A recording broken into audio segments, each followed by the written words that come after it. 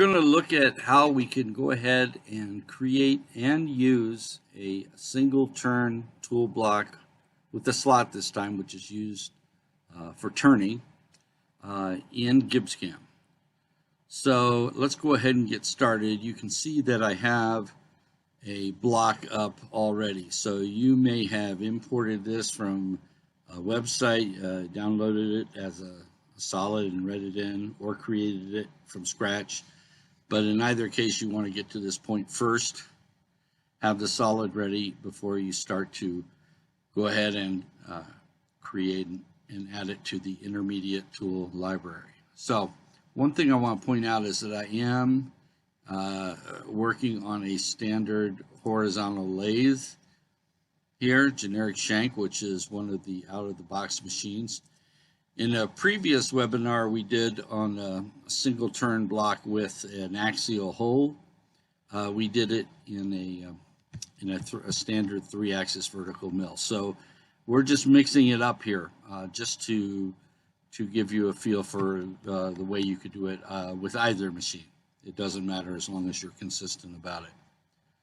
Okay, so one of the things we want to do first is we want to get our tool block aligned properly for placement in the Intermediate Tool Library. So if I open the coordinate system list here, you can see that I have the one standard coordinate system, which is a ZX plane for turning. Okay. By the way, this is not an exercise on creating coordinate systems. If you have questions about that, we have other webinar series that cover coordinate system creation, or you can contact your local reseller. What I'm going to do is go ahead and create a new coordinate system, and I'm going to call it XY plane because that's what I want to turn it into. I'm going to open my coordinate system palette, which is how we modify coordinate systems, and I'm going to make it an XY plane by clicking on this and saying XY plane. Okay? All right. Now what we want to do is we want to orient this part such that the bottom face that will attach to the turret is in line with that plane. So we're talking about this face. Not this face, because this is the slot it will go into, okay? We want to use this face because this slot will theoretically go into the turret itself, okay? So having said that, what I want to do is select on that face, and I'm going to right-click on this and say Align Face to CS. Okay, so now it's there, okay?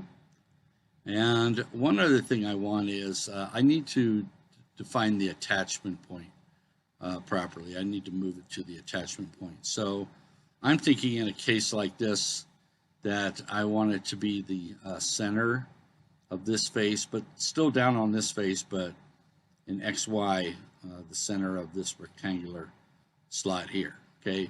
It may vary depending on tool blocks where you want that to be, but that's where I want it in this particular case. So what I'm going to do is I'm going to extract a couple of edges, and again, this is not an exercise on geometry creation. We have other webinars that cover that, so again, look for those or contact your reseller for this. But I'm going to go ahead and create a line by 2 points.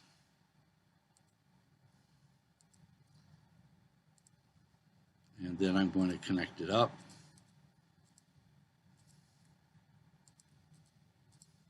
Okay. And I'm going to use a plugin available to split that down the middle, GeoSplit. I did all that just to get that middle point, so I can get rid of everything else now. Okay. So what I want to do is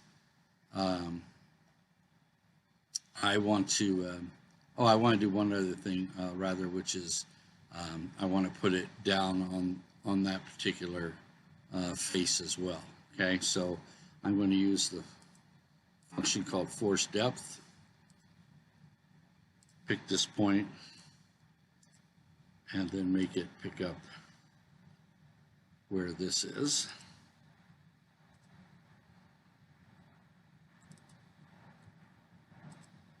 Which is 0. Okay. So now I'm all set. Okay, so I'm going to move the solid from this point to the origin. So to do that, I'm going to use the function absolute translate.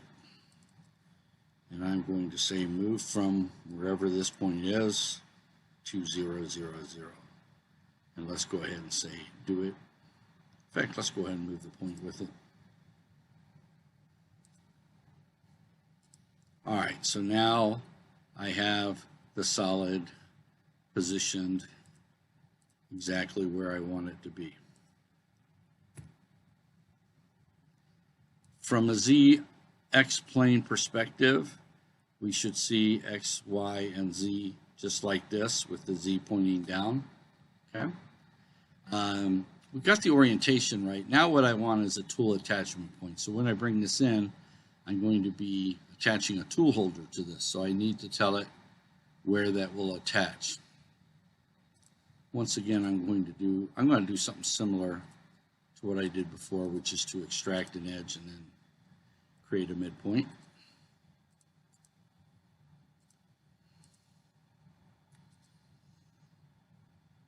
Using the GeoSplit again.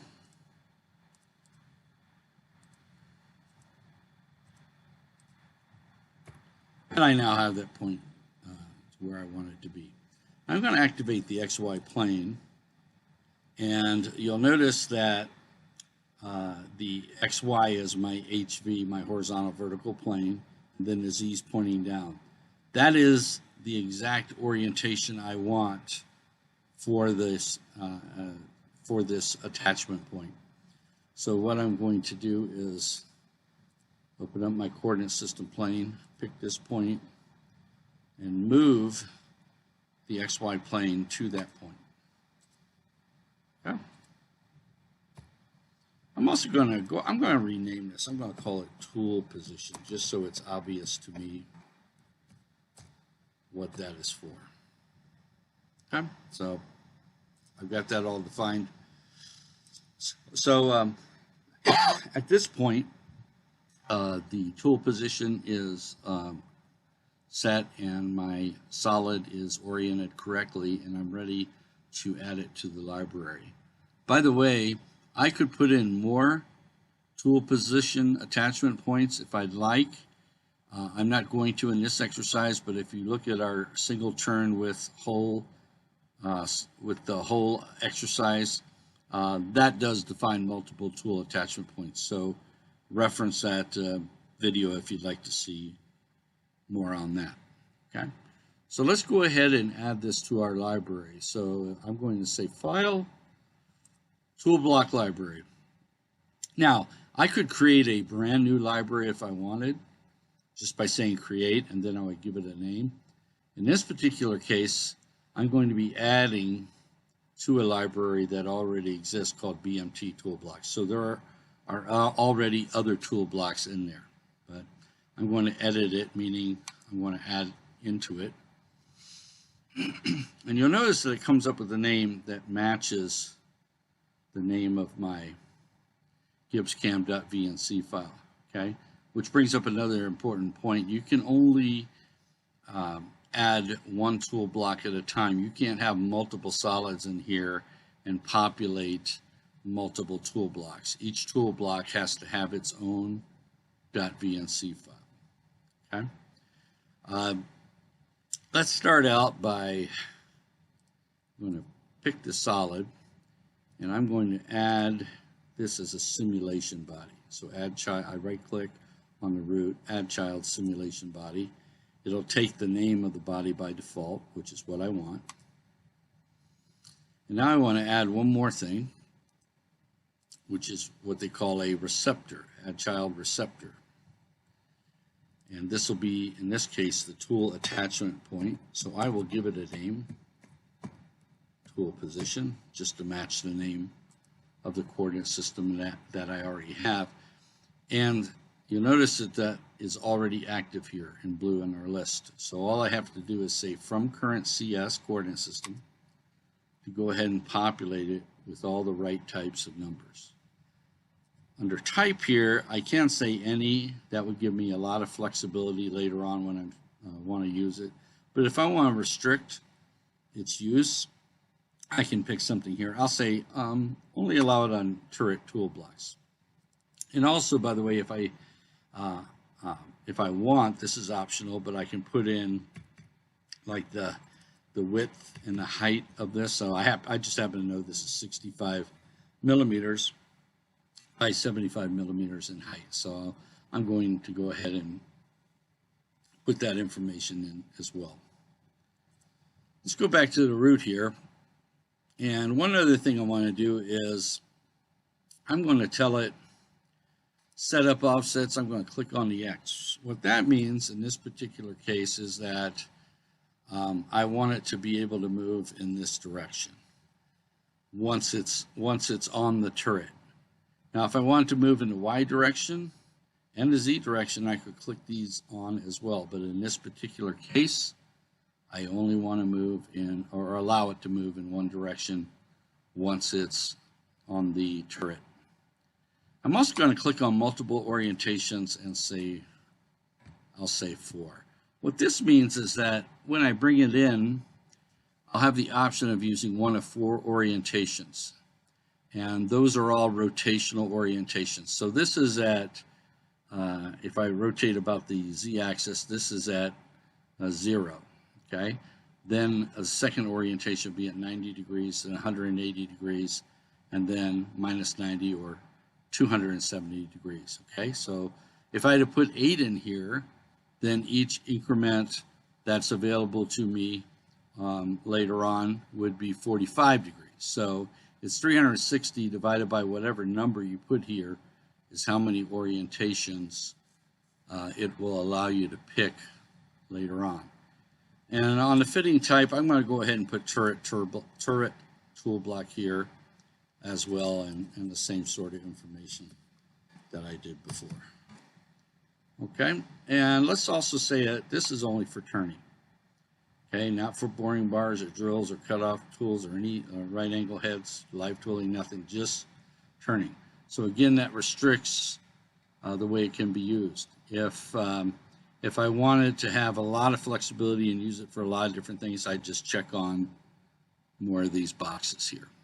Okay, I think we're all set. So at this point, I'm going to go ahead and add this to the tool library, the Intermediate Tooling Library.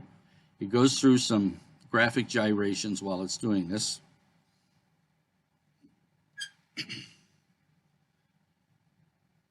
And it comes back and it's all set. You see it created a little thumbnail for it as well. Okay. All right, so we're done creating the tool library, and I want to test it out now. I'm going to fire up another GibbsCAM session. Now, the reason I'm firing this up separately, and I didn't have it up already, is that when you make changes to the Intermediate Tooling Library, it's always best to start from scratch. That is, do your changes, then get all the way out, or open another GibbsCAM session and go to the test part. I found that if you just have it open while you're doing it, it won't always update. It might still be looking at an older definition that you already had. Okay. All right, so let's open up a test part that I have here.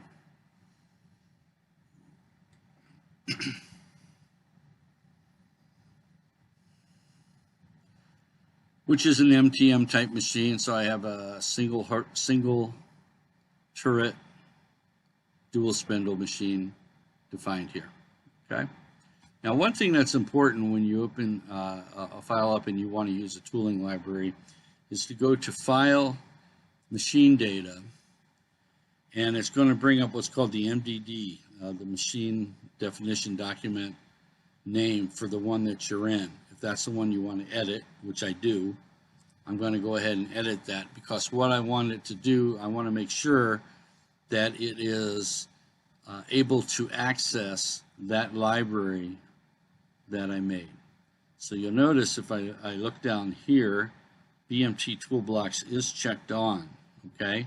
You also notice that I have 12 positions on the turret, and for each of these positions in the turret, I could go through all of them, but it's set to any tool block. So I have full flexibility in looking at whatever is in that library for the positions, 12 positions on the turret.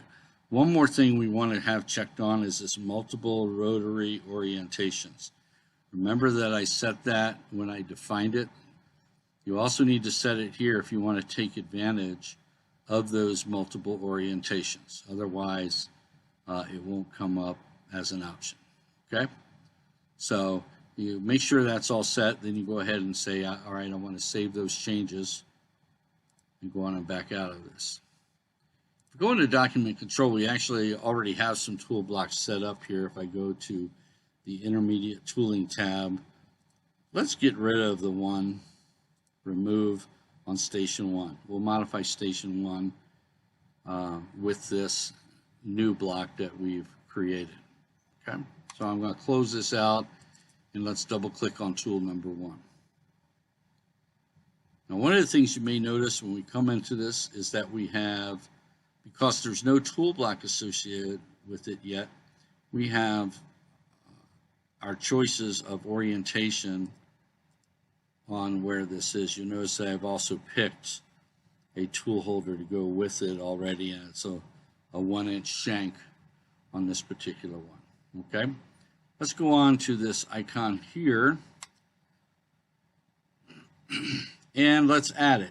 Okay, so there's the one I just added, single turn with 40mm slot.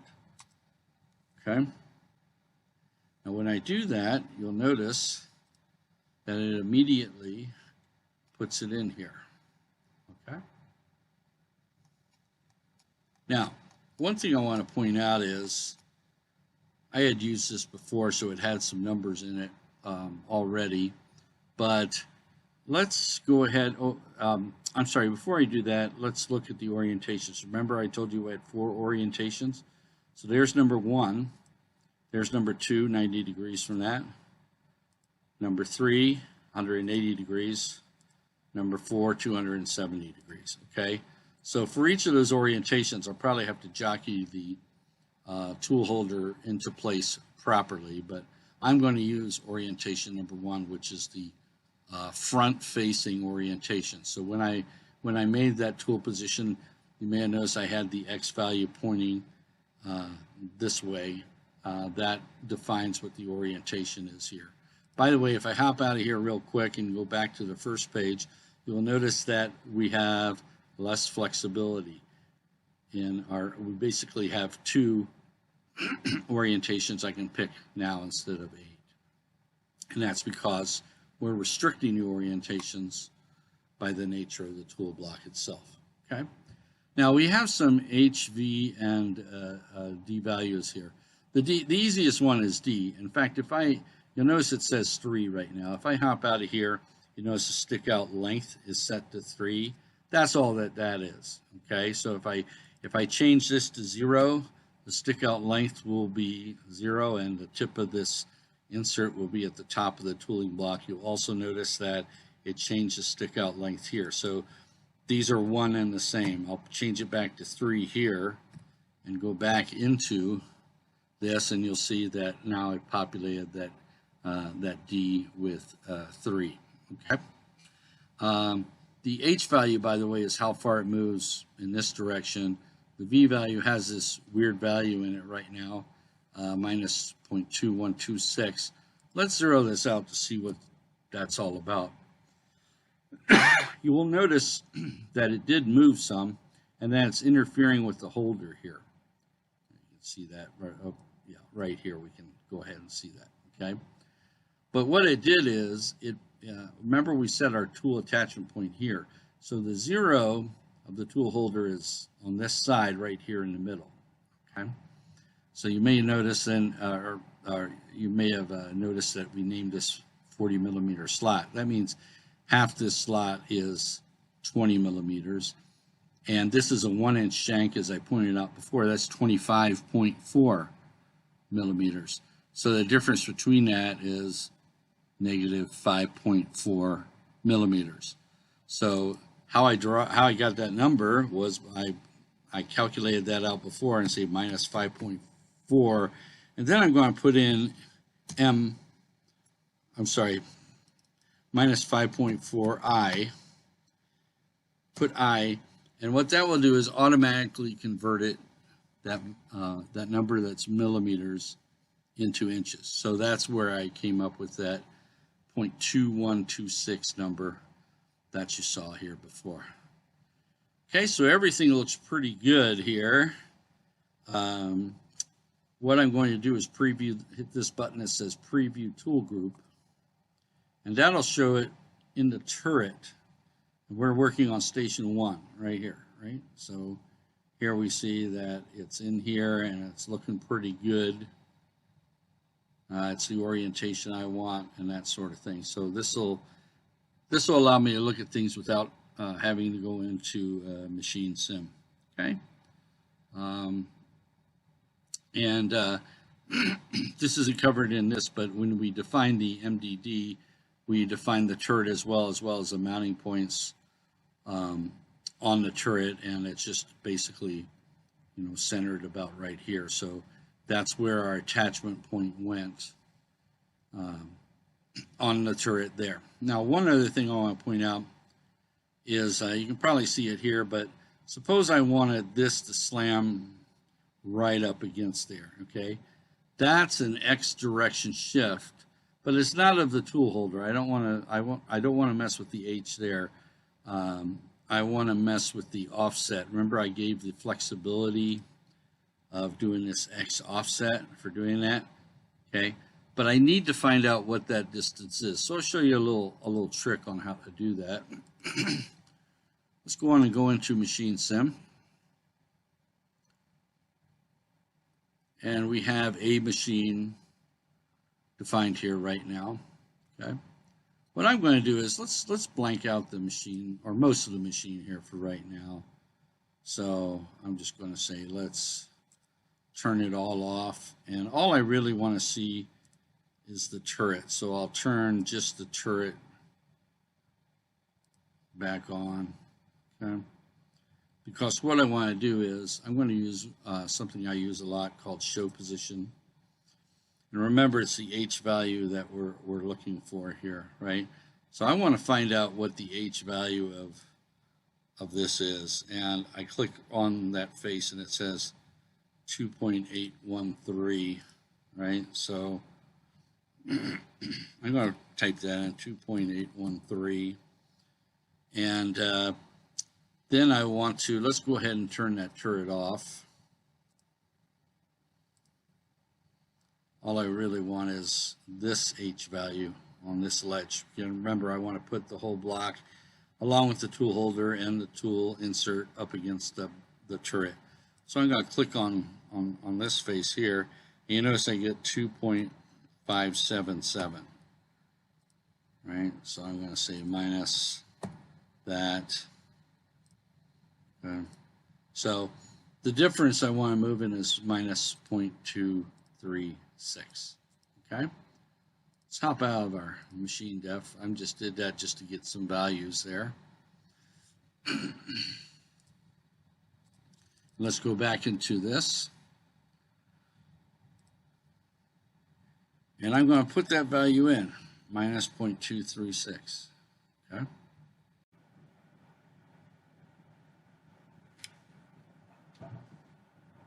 So now that I've put that in, let's go on and test it by going into our Machine Sim.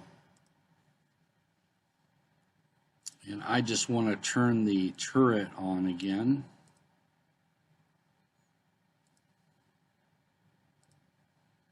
And look at Station 1. And I can visibly see that that's now right up against the face. So that's how I can adjust the tool holder back and forth. So at this point, I'm ready to go. Everything's set, and to recap, we've seen how to define a single turn tool holder with slot that's used for turning, how to add it to the intermediate tool library with various functions, and then how to use it in a machine, leveraging various options that we have defined in the definition of that tool block. Thank you very much.